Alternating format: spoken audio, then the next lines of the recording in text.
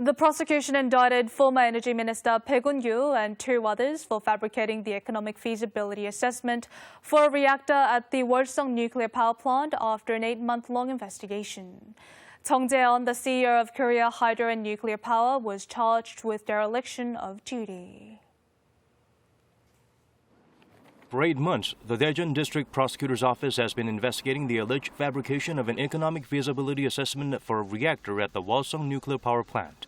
The investigation ended with the indictment of former Minister of Industry, Trade and Energy PAIK, former Presidential Secretary for Industrial Policy Choi Hee-bong, and Korea Hydro and Nuclear Power CEO Chung Jae-hoon.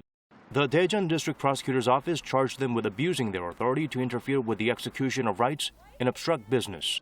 Former Presidential Secretary Choi Hee-bong is accused of forcing Korea Hydro and Nuclear Power to stop the operation of nuclear reactor number 1 at the Walsung plant and shut it down early.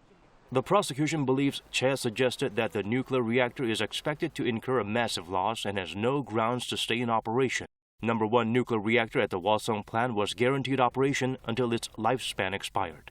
Former Energy Minister PAIK is charged with conspiring with Choi to illegally interfere with Korea Hydro and Nuclear Power's assessment of the nuclear reactor.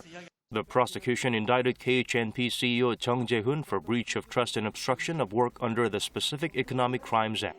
Chung is believed to have followed ex-Minister PAIK's order and manipulated the assessment result to lie as if the nuclear reactor was not economically profitable, although it wasn't clear that the government would preserve the nuclear power plant's loss from closing the nuclear reactor early. Prosecutor General Kim Oh-soo decided to convene an investigation review committee meeting to discuss the former energy minister's aiding and abetting charge.